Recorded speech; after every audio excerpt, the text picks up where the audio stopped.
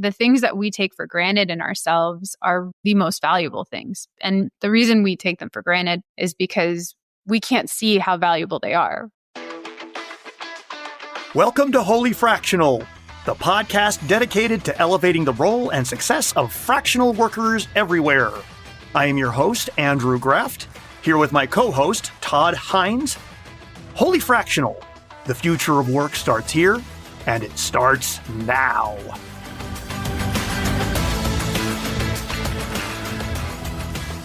Welcome to the Holy Fractional podcast, everyone. I'm Andrew Graft here with my co-host and the prince of podcasting, Todd Hines. Hi, Andrew. Today on Holy Fractional, we will be meeting with someone who is pretty amazing. She is one of the smartest people I know. She is very accomplished in her career, and yet she's also very generous with her time and her knowledge. I am, of course, talking about Silicon Valley's own Fatima Alam. Welcome to the show, Fatima. Thank you for such a warm welcome. How you doing? You're very welcome. Fatima was one of the first people I met when I started my journey down this fractional path. And I will tell you what I was struck by from our very first conversation was the amazing combination of breadth and depth of her career experience. And we're talking things like business analyst, product strategist, career coach, fractional business owner. I mean, so many things. And now, as we'll talk about, she's even in investment banking. And with all of that knowledge and wisdom, I have to tell you, I have been so excited to have Fatima on the show, just so we can talk about some of those things. I have a feeling we're only going to scratch the surface, but for our listening audience, this is exactly the kind of conversation I feel like is perfect for our show. So with that, Fatima, not much to live up to, I'm sure, but along those lines, why don't we start with something simple? Why don't you just tell us a little about yourself? Yeah, so I'm a human being. And when people give my intro, it doesn't sound like they're talking about me. I feel like I've lived 100 lives, career-wise and life-wise. Currently, I'm executive director at Woodside Capital Partners. We are a boutique investment bank that focuses on emerging tech startups in the mid-market. That's very much where I came from. I didn't plan to go into investment banking. Previous to this role, I was the head of product strategy at the second biggest HR technology player called UKG. And in between then, I was a fractional chief product officer for a few successful stealth startups. Amazing. And like I said, we're going to get into some of this stuff. And again, for those of you who don't know Fatima, that's a very diverse career that she's had. And I'd be curious to start off with Fatima. Tell us exactly how that happens, going from management consultant to software engineer to it's been one heck of a journey. Yeah. These things tend to make sense only after the fact, I think. If you had asked me at any of these junctures if I thought I'd be doing the next thing that I was doing, I would have laughed at you. I actually started my undergrad is in psychology. I'm a self-taught engineer. So I started in cybersecurity, or I started a nonprofit, wound up at a cybersecurity firm because I passed some crazy personality/logic test, and they taught me how to code. So I'll say one thing that's kind of been the arc of my career up until now has really been people taking chances on me and me always wanting to learn. This next arc of my career is really me taking a chance on me. And that's been the fractional work. And that's been the pivot to investment banking. Yep, exactly. In fact, one of the first times I heard you speak, even before our first conversation, was you were on a podcast where I heard you talking about the power of the pause in your career, which I found very fascinating. For those of you who may not have heard this on the podcast, why don't you talk a little about sort of the pause you took in your career and talk about the impact it had on the direction you went? For me, pause has always been built into my life and my career. My colleagues at any company that I've worked with know I need a break after a big project. I need to fully disconnect. So I've put a system in place. Nobody bother me for 2 weeks. If the system breaks down, this is a checklist of things you go to before you call me. So I've always needed a break, but I guess big career break. I've had two now. The first was when I graduated from undergrad and I was working in insurance and financial sales and really didn't like that and decided to pivot into software engineering. And I went back to the feeling. I think that that's what I do. When I know that it's time to pause, it's when I'm more in my mind than I am in my body. This most recent career pause was probably the one that gave everybody in my life pause and questioned, like, is she okay? Because I had just gotten a big promotion. I was head of a department, and all of the traditional success markers were there of like, you have the big salary and the big title at the big company. And it was great, except for it didn't feel like anything. And that was sort of the disconnect was I had everything that I thought I wanted, but it didn't feel the way I thought it was going to feel. How did it feel? It felt empty. It felt lonely. There's a certain level you get to in corporate where there's very few people you can talk to. There's even fewer you can trust. So I think I reached that peak and I saw the uglier side of business and of corporate, I think, of corporate politicking, which drew me to investment banking was the lack of politicking. People are very transparent. I came from engineering. I'm an engineer first. And I'm pretty transparent in all things. I'm a straight shooter. I appreciate that in other people. And that was a feeling I think that I was looking for. You said you feel like, I was about to ask, what were you looking for? And you just felt like someplace a little more transparent's part of it. I'll tell you a little bit about Woodside and my decision to even go to work at another firm. I started off my career break. I have a podcast episode that I did with Katrina McGee. She is a sabbatical coach that I met at the beginning of my career break. I did a wonderful interview with her. We can link it here or wherever you want. She's been doing this for 9 years and has helped hundreds of people through their different breaks and definitely helped me through mine, giving a little bit of structure to what was floaty time in my life. I gave myself 2 years. This is how much runway I have, and this is how much time I'm going to give myself to see, can I viably build my own business? And in the middle of building my own business, I realized it made more sense to join forces with Woodside Capital. And it was through building my business. If I hadn't built my business, I wouldn't have found them. And I wouldn't have known that a firm like that existed. Well, let's talk about building your business, because if I understand correctly, like you said, you were doing the corporate thing. You said, I'm looking for something else. You took a pause. You started going into business for yourself. What were you looking for at that time? And was that a fractional business that you had started? Yes. It was an accidental. It started on a podcast. So a lot of things in my life, I guess, happen on podcasts. Basically, I had just started my sabbatical at UKG. Told them, hey, I know, big promotion, everything. Thank you so much. I need a beat. I need to think about some things. I need to reevaluate. In that thinking time, I met somebody who became my first client. I was on a podcast, and it was actually the Power of Pause one that you're referring to. This is all coming full circle. You're going to get your next big opportunity thanks to appearing here. So your Woodside people are going to be so excited about this. I hope so. They are gems. So one thing I'll say to anybody that's looking for anything in life, follow the feeling. That's something I didn't do very well, especially as a younger person. The first person I met from Woodside, her name is Chris Abato. She's a senior banker there. When I met her, it was like this instant connection, and we knew we're going to work together no matter what, in some capacity. And then she tells me she used to do what I did at UKG at Lockheed Martin. So something we call innovation through acquisition. So acquiring companies, IP, and talent to future-proof the product roadmap for these companies that we worked at. And she loved the M&A side so much, acquiring companies so much, that she became a broker-dealer herself. Went into business for herself for 9 years. That's how we got connected, was I was building out the M&A portion of my business. Then she's like, but I've been working with this bank for the last 1.5 years, and I really love the people. You should probably meet them if you're into it. And so I met with them. Every person was kinder and smarter and more accomplished than the next. Every person helped me in my conversation with the next person too, which is something that doesn't always happen. So many doors opened up just because I've met these people. One of the questions I'm going to have for you, you had a lot of mentors in your background, and I want to get to that in a moment. Talk a little bit about your time in the solopreneur space and what that's been like for you. You're clearly moving on to this investment banking opportunity, but I know you still run your existing consultancy. I do. I meet with clients every day. I actually have more clients now than I did before. So time management, if you guys could have somebody on your next guest, if they could be in time management, I could really use that kind of education. I still run Chrysalis Labs, my consultancy. I incorporated a year before I started doing anything. I was still 100% allocated to corporate. So I was on Amber Welch's podcast, Hack Her. We were talking about the power of pause. And at the end of it, she let me know that she was doing a fundraise. And because I had been the buyer for many years, I said, send me your deck. I'm happy to send notes. The buyer, what do you mean?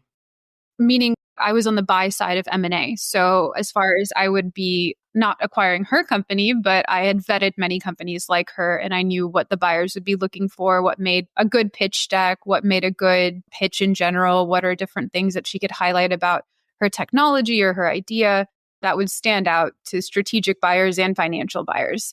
When she sent me her deck, I sent her back maybe close to like 200 notes. And I thought, oh my God, she's never going to want to talk to me again. But I'm a straight shooter and I wanted to give her the best advice that I could. Instead of emailing me back of, I never want to talk to you again, I hate you, she came back with, I know you're on sabbatical, but can I pay you to help me do this? I said yes, because it was fun. And it was the first time I had fun in a while. Helping her build her pitch deck became the first component of my business that was helping companies fundraise. And I still do that on the side to a certain extent. Now my work with Woodside has precluded me from doing some things because I'm getting licensed as a broker dealer and there's things I can only do with Woodside. But as far as helping with pitch decks and stuff like that, I still do a lot of that. I love doing it. It's fun for me. What were some of the initial challenges you personally had to overcome? My main challenges tend to be logistically focused. I am not an operator. I am a strategist, but as far as all of the operations that make a business run, that's difficult. I think the challenges that I had were getting clients was actually pretty easy. My first client referred me to my next few clients. That became a virtuous cycle that continues. And I'm very, very lucky because I know that's not the case for everybody. I struggled a lot with marketing.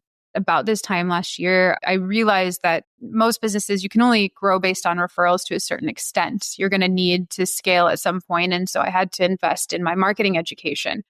Gotcha. Was there anything in particular takeaways during that marketing time? Market more, be very consistent. Walking around in the world, just remember that you are your brand. So whatever it is, and that can change too, because that initial statement was scary for me and it might be for other people as well. That made me feel locked into being one sort of person where I'm a Jill of all trades. I didn't want to have just one identity. And when we talk about identity and imposter syndrome, we'll get into that a little bit deeper. But I realize you can evolve and your brand can evolve alongside you. You just need to be intentional about it. From my experience, what makes it easier to be one's own brand is something crazy simple, but crazy difficult, and it's being true to yourself. You can't be anything other than yourself, and it's really hard to build a brand around something you are trying to portray. And I think you've done a very good job of that. When we've talked about becoming a fractional or becoming a solopreneur, you mentioned to me the importance of someone truly knowing their superpowers. I don't know if you remember that. Oh, yeah, that's my first advice to everybody. Talk to me a little bit about superpowers, why it's so critical to know your own. A lot of us focus on strengthening our weaknesses. We think that that's where we're going to get the most gains, when in reality, you will get the highest ROI working on your strengths. And there's something, it was in one of Malcolm Gladwell's books, talks about the multiplier effect, where if your skills in any given subject is on a scale of 1 to 10, and the effort you put in is on a scale of 1 to 10, and you multiply that, your natural aptitude times your effort will be your output, what you get from it. So say I'm a 2 at baseball. I'll get a 20 as an output. But let's say I'm a 4 at public speaking and I put in 10 effort. I get automatically so much more as far as gains. So the ROI on focusing on your strengths is a lot higher. And I learned that early on in my career. I spent the early part of my career trying to be something else because I was the only woman and one of the youngest people on an all-male engineering team in cybersecurity, very male-dominated fields, which is relatively normal for me. But being a young person, I was like, how do I move up? And I was trying to be like other people. And I found when I embraced my strengths of communication, organization, of connection, that's when I started to actually move up in my career. And I found Gallup Strengths Finder. It is the most scientifically backed way to measure what somebody's good at. So all these Myers-Briggs and DISC is all right, I think, but there's the most science behind Gallup Strengths Finder. When I'm coaching and mentoring young people, especially, it's the first thing I have them do. Everybody needs to know their strengths. And when you know those things, you have the language around them then you can articulate in the outside world to other people. And people have a way of wanting to bucket you into categories. So it's easier to say, so my number one strength is strategic. For those of you who do know what StrengthsFinder is, strategic was your number one? Strategic is my number one, yeah. I was more of a learner. Strategic is a little bit further down the list, but not surprising I'm in podcasting because I love hearing people's stories. Great book and a great test if you've never taken it before. I support that 100%. And as far as it relates to the fractional space, I think leaning into what you're naturally good at, there's also a relevance. In the world of fractionalism, you're going to be asked, present yourself for an opportunity. And let's face it, opportunities are, I don't want to say infinite, but from what I've seen, it's really important that people understand their particular value proposition. And that fits, I think, very nicely with the idea of strengths, doing the thing that brings you joy, because by dint of it bringing you joy, it's the thing that ends up making you special in that area. I don't know if that's been your experience, but it's definitely been mine. 100%. Don't try to fit yourself into a box, no matter how beautiful you think that box is, because it will be uncomfortable. It's like shoes. You could have the most beautiful pair of shoes, but you're not going to want to dance all night in them. Along those lines, one of the most important sort of lessons I've learned in talking to Fatima, who coaches people on negotiation. What are some of the biggest mistakes people make when it comes to pricing their expertise? One, most people start off pricing too low. That's because they haven't done the research. And the research is hard to do, especially in fractional work. You don't know what other people are charging, but I think you can find helpful heuristics for that. Do your research. If you're negotiating anything ever in your life, one, do your research, know the market value of what your goods and services will be. It'll help you feel more grounded when you're asking for that number because you know that it comes from somewhere. Well, this is the hourly rate based on what a salary would be and benefits and everything like that. This is what this person gets paid, or an easy heuristic is this is what you would pay an attorney. I'm going to save you more money than them, or I'm going to make you more money than them. I remember I was still sort of figuring that out for myself and trying to think about, taking this job or that job and what would I bid for that thing to possibly bring it on board. You just kept saying to me, know your value. I think it goes beyond just knowing the going rate. Talk a little bit about what you mean when you say know your value. When I say know your value, this happens a lot where I'll get called for a consulting gig and somebody's like, hey, I would love an hour of your time or 30 minutes of your time and I'll pay X amount. And part of knowing your value is knowing the value of your time. What is an hour worth to you? And it doesn't have to be what are you getting paid at that moment, but what is that hour worth to you? What else could you be doing with that time? For me, a lot of it is like, could I be spending time with my family? Could I be doing work that's directly tied to the top or bottom line of one of my businesses? Could I be doing business development, understanding what could I be doing? And then the deeper thing that I think you're trying to get to is understanding how valuable your skill set is to the other person. I think this is something that Sal and I, your first guest, my cousin, talk about a lot is the things that we take for granted in ourselves are the most valuable things. And the reason we take them for granted is because we can't see how valuable they are. If my first client hadn't said, can I pay you to do this? I would have thought of that. I would have helped her for free. That's right. And there's a danger of that. You said, you've got to beware. You're going to want to solve problems for people, which is great. That's your passion.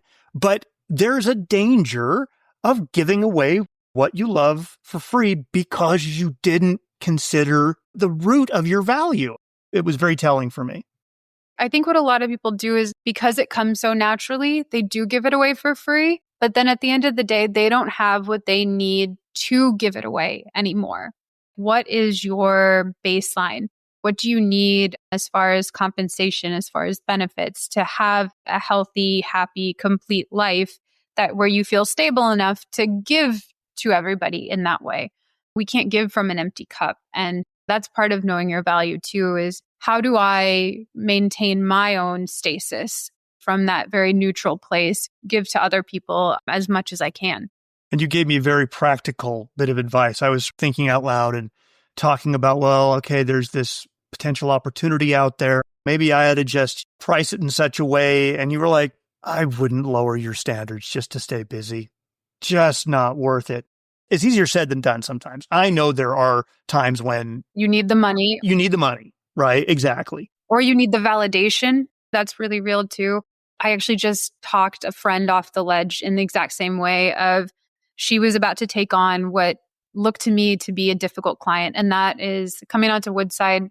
One of the senior bankers, he gave me some really solid advice. And it's actually two of the things that I've told you are one, like you're going to want to help everybody for free because you're good at it. And two, turning down difficult clients early. So when you look at a client engagement, look at it as an actual engagement. Like you're engaged to be married. And this is probably the peak of what your relationship is going to be. Hopefully not. But like as far as everybody's on their best behavior, if you're starting to see signs that it's going to be difficult to work with these people or that you're going to have issues down the line, it's better to sever ties early and maintain a healthy, happy relationship going forward and your own mental sanity versus trying to make something work. And from a perspective of negotiation, you had said to me, if a client is pushing you on price, they're probably going to be your biggest headache later. They always will be. I promise you. I have seen that time and time again. And I was just coaching a friend on that. She had somebody that they've been coming to her for advice, but they kept pushing her on price. And I'm like, it's not actually about price. It's really about value. And they don't see the value in what you do. I don't think that they'll value your time or your effort or any of the outcomes they get working with you as much as somebody that you're working with should. In other words, if we want to simplify the point, if you're negotiating for something and you know your value and you're very clear on what you should be getting paid and you're concerned about, am I going to be pushed around by the tides because this person is saying, well, I don't think you have that value or I don't have the money to pay you that. You don't have to bend in that breeze. Stay true to who you are. Negotiate other elements. Negotiate the number of hours you're going to devote to this person, but don't negotiate down the price because if you're worth it to them, they're going to find the money. They definitely will. And I learned this from a business coach kind of early on is the clients that you give a discount to will be your most difficult and you don't negotiate on price because then it becomes a question of value and you'll always be the discount and they won't put in as much either. And as a fractional exec, like you're leading teams and you need your teams to show up. So if they're not showing up at their best because they don't really see the value in what you're doing, you're never going to get the buy-in and you're never going to get the outcomes that you would get if you had not compromised on your value and on what you're delivering. There is a certain feeling that comes with knowing I'm not going to turn myself into pretzels over this. That's my line in the sand. If they don't want to work with me, I'm going to move on to the next opportunity because it is not going to be worth the time and the heartburn and the heartbreak that comes with working with that kind of a client. And it'll come faster. And that's something I'll tell you is like the next thing will come faster because you'll know what you're looking for. When you date the absolute wrong person, then you're like, I know exactly what I don't want. So when you see something that's directionally correct, the next person you date will probably be better. In that you're like, I've already identified things that were not working and these things I know now work for me. So your next client, you'll find them much more quickly because you can follow that feeling of, oh, there's less friction here. And you'll hold your chest higher. I stood my ground and I know what I'm about. I'm not going to be ground down by someone who doesn't want to pay me. You once gave me a very specific and incredibly valuable piece of advice in a situation that I know we've all faced, but we've never quite known what to do with. One of the first bits of advice you gave me was about clients who wanted to have a pick your brain business conversation over coffee or over lunch. Do you remember what that bit of advice was? Don't do it. There's no such thing as a free lunch. There's no such thing as a free coffee. Pay for your own meals. It devalues your time and set an hourly rate. On my LinkedIn, a friend of mine told me, because we both get a lot of inbounds where people are just like, hey, can I pick your brain? And she's like, just put a paywall because she had that on hers. And she's an asset manager. She's raised billions of dollars with a B. She's like, I charge at minimum $250 an hour to pick my brain for 15 minutes. Like, you can do the same. And I'm like, no, I'm not at your level. She's like, no, you can charge more if you want. But Putting up that paywall it'll separate the wheat from the chaff. It'll separate the people that are actually wanting to put in not just the money, but also the time and the effort it takes to get the results. Because when you are good at what you do, that's another thing. You want people that value your expertise and also value the outcome. You don't want somebody that's putting in, they want a 50% discount, they're going to put in 50% of the effort.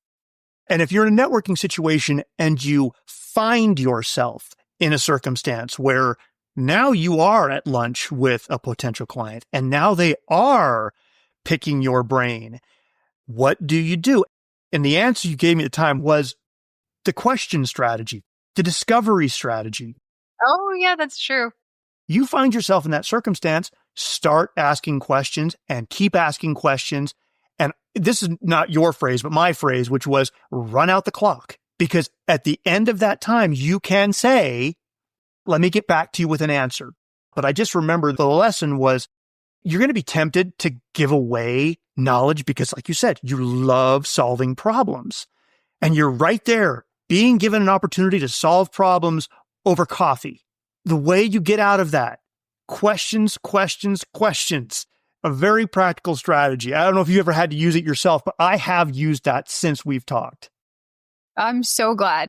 That advice was given to me by somebody in our mutual network, Fractional Chief Marketing Officer. She gave me that advice because I told her, I think I agreed to something I shouldn't have agreed to. She's like, what did you agree to? I was like, I agreed to have coffee or something with this company that wants advice. And she was like, ask questions. She's like, that's what you do. You ask questions and you time box. At that time, I was like, that is a golden piece of business advice. Very practical. People don't tend to get as far as you do in your career without some great mentors. Just quickly, who were some of your most influential mentors and what did you learn from them? My first mentor, who's still a mentor, and my second mom, Sabrina Ingram.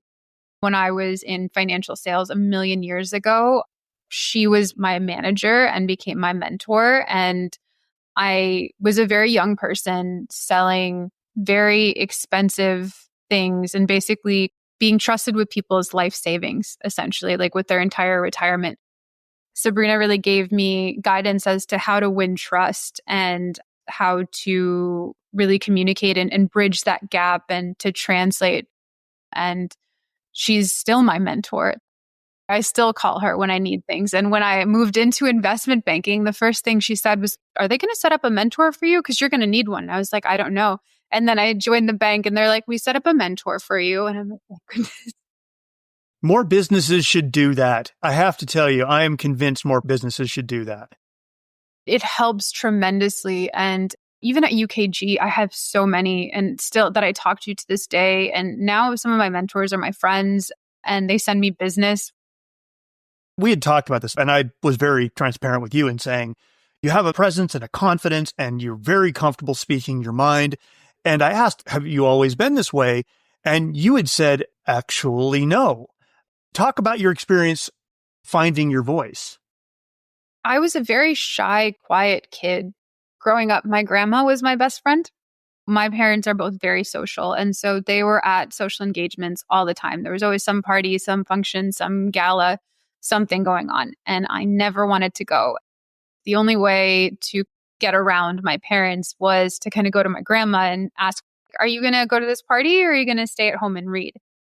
As an adult now, I know that my grandmother's an incredibly social person and she loves going to parties and she loves talking to people. But for her granddaughter, she decided to stay home and read. And so we would stay at home and read together. And I was very painfully shy as a kid. And I think the way that I found my voice, at least in business, was through a mentor, actually. Todd Costello was my manager at a cybersecurity company. He supported me not just in my journey as an engineer, as a product manager, but also as an entrepreneur. So a bunch of older men. And I remember in one of our first engineering meetings, we're all talking about the architecture and big architectural decisions. And I had a strong opinion, but not really a strong voice. And these guys would just all talk over each other and they yelled and not even in not a confrontational or anything way. They're very passionate about what they're talking about. So I would sit next to Todd and I would just nudge him or elbow him, and he'd be like, hey guys, Fatma has something.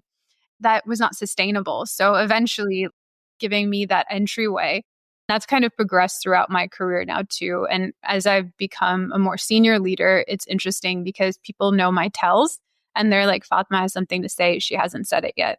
And I'm just like, sometimes I don't want to say the thing. You've learned the importance of saying, you've got to speak. It wasn't easy for you, but by dint of necessity, you said, I need to, and you realized I have something of value to say. Yeah, I realized it. The team realized it because I spoke so little. When I did speak, they would listen. I think there's that too of when you're building up your confidence, remember the impact of the things that you've done before. And I think that will help a lot in building up your confidence going forward. An excellent transition to my next question. One of the topics we've talked about a lot, and it's one that I think doesn't get talked about nearly enough in our culture, is the topic of doubt. I talk to other fractionals all the time, and a consistent theme is these incredibly accomplished people who are saying, I don't know if I should be doing this, if I'm going to be successful at this, if I'm good enough to do this. And it's been a repeat theme, this idea of imposter syndrome. And we're all running our own little businesses here, and yet we know it's all on us. I remember when I was a kid and I used to play with blocks, and now I'm running my own business. I'm supposed to be this whatever expert. I wanted to ask, as a high achiever yourself, and clearly you are a high achiever, one, why do you think so many successful professionals struggle with it? And secondly, have you ever experienced doubt or imposter syndrome yourself? Constantly. I'll give you an example and then I'll give you 2 hacks for it that are really effective. I coach people on imposter syndrome. I had the benefit of sitting in a workshop. It's called I Am Remarkable. Google has a program called I Am Remarkable. It's actually its own business now, where they do free self-promotion workshops for, it used to be for women and people of color. Now it's for everybody because everybody has doubt in talking about themselves and promoting themselves. That's where doubt gets us the most, is when we're trying to talk about our strengths. When you doubt your strength and you talk about it, people can sense that and it can hinder your career. One really interesting thing that happened to me recently is, so I joined Woodside and I have all these very senior executives. And one of the really cool things about Woodside is it's mostly, almost everyone except for my mentor comes from industry. So they've all been really successful. The head of the bank, or the man that started the bank, his name is Rudy Berger. He was the founding CEO of MIT Media Labs in Europe, sat in board meetings with Bono. He was at Xerox in the 90s when they were doing all of that amazing stuff that they were doing. And he's such an accomplished person. And to be clear, you come into investment banking. I mean, this is a very important role you're in, but you don't come from that industry necessarily. I don't. I come from buy-side M&A, but I come from industry. I have 15 years of product experience and engineering R&D experience. And the last 2 years were in the M&A space on the buy side, which is very different from the sell side. But it's actually the industry experience that makes you better at it. So I'm in our first quarterly business review at the bank, and I do my little slide intro. This is me, this is Fatma. Side of all of these other things that I am and that I do, I also have massive imposter syndrome. 1, calling myself a banker, and 2, being called all of your peers.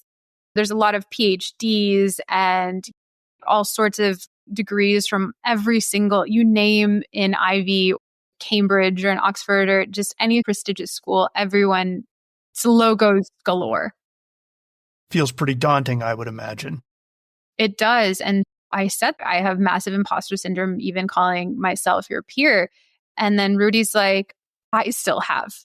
23 years after starting this bank and having been senior executive at such huge firms, being a CEO at such huge firms, he's like, I still have it every day. 15 other bankers are all just like, yeah, we have it too. It doesn't go away and you're in good company. Why do you think that is? Why do we do this? I think the smarter you are, the more your brain will find ways for confirmation bias. And it's really easy to pick up on the negatives in your environment. And that's something that I would caution anybody against. If you are looking at the negatives, those will grow in your life. Where your attention goes is what will grow in your life. And so if you pay attention to the negative things in your life or the things that you don't want in your life, those things will grow. So if you're paying attention to, I didn't do this well, or that rumination thing, I wish I didn't say that, or like when the right thing comes to you after you've already said the wrong thing in a meeting and then you're in the shower later that day, or like, that could have been the thing I said.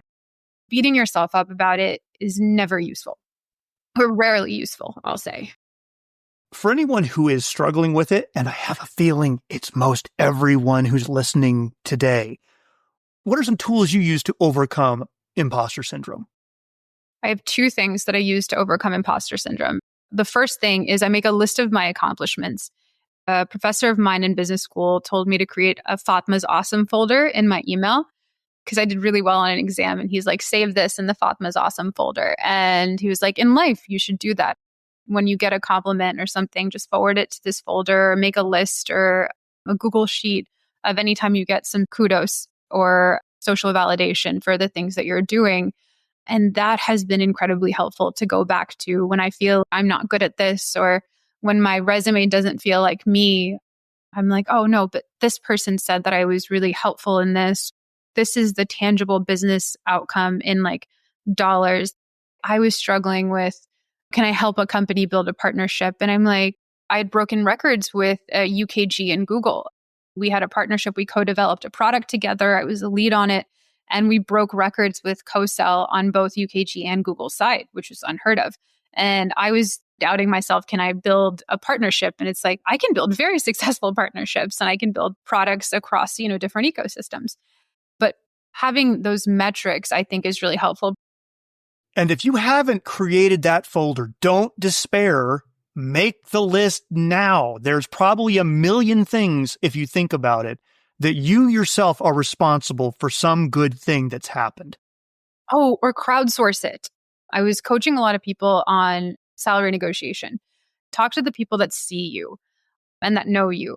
I was starting to do more coaching in general.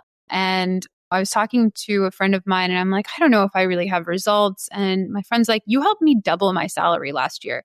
And then I mentioned that to my mom. She's like, you helped me do the same thing. And then to like my boyfriend at the time. And there was like 20 people. It went down this list of, I helped 20 people double their salaries under a year. You don't realize these things until you talk to people about the work that you've done with them. What was the business impact? What was the impact on your life? What was the value for you? And then I think you'll be surprised when you see it in aggregate, because seeing it one off in an email or in a text or something is different than seeing it in a list of like, bam, bam, bam. Like, these are the things that you have done really well. And this is how many times you've done it really well. I agree. That was great. I think that goes back to what you said earlier about sometimes we take for granted the things that were most our inherent gifts or some talents we don't see. So in crowdsourcing that way, that might help to bring to light things that we wouldn't even think to put in our folder, but that people can illuminate for us that we've just been taking for granted. 100%. There's two things. So if that doesn't work, if the list doesn't work, a friend of mine, Meg Nyman, I met her. Everything good in my life happens at South by. She coaches people on taking on alter egos to help them get over limiting beliefs. And that has been so tremendously effective for me in getting over any sort of self-doubt, self-confidence, even self-sabotage issues that I've had in the past, is take on the alter ego. The example you gave me was Kobe Bryant. Yeah, Black Mamba. Yeah, he gets on the court. That was the thing, is like he got on the court, he became a different person. And that's who he was when he trained. But when he got on the court, he was Black Mamba and it was different. And there's other people too. Beyonce had a lot of trouble in her career showing up as a pop star and like a sex symbol, wholesome background and church singing and all of that. And so she became Sasha Fierce. That's who she was. And I remember a story about not one of Meg's clients, but somebody else that does some alter ego coaching, was coaching a hedge fund manager. And this hedge fund manager has been really, really successful, but had built the firm up so big that they say what got you here won't get you there. The old strategy of beating people down was not effective anymore when you're like this giant hedge fund. So the coach asked him, what leadership style do you want to embody? And he said his grandmother. And he wanted to be like his grandmother because she had come over during the Holocaust, raised 4 boys on her own in Brooklyn. And she was stern, but she was fair and she was kind. And he's like, I want to embody her leadership style going forward. And so he would keep a picture of her on his desk. And whenever somebody would come in and he would have to channel that alter ego, he would tilt it towards himself as like a visual cue to tap into that alter ego. And there's a lot of Olympian athletes do this too, where they'll have a bracelet or a charm or something that means this is who I am now. I think it's phenomenal. Well, I'm getting close to our final wrap-up questions, but I do want to ask this. If you could go back and give advice to the beginning of your career, what would you tell yourself? Be kinder to yourself. I think to everybody all the time, that's probably the biggest advice. Be kinder to yourself. It makes all the difference.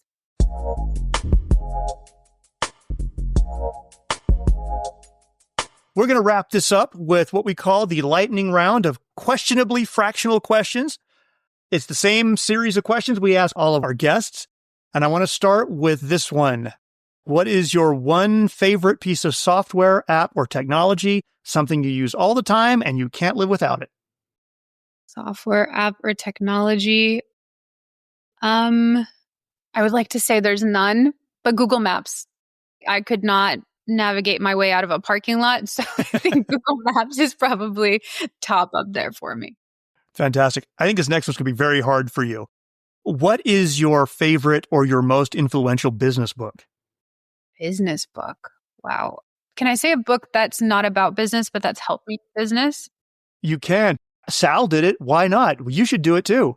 Yeah. Okay. I think the Tao, like the Tao Te Ching, like has been a guiding force in my life. What is that? I don't think I know what that is. It's the teachings of Lao Tzu. Taoism kind of like succinctly is everything you learn, you can basically learn from being in nature. Just watch a stream for long enough and you will learn everything you need to know. It's taught me a lot of patience and it's given me a lot of perspective.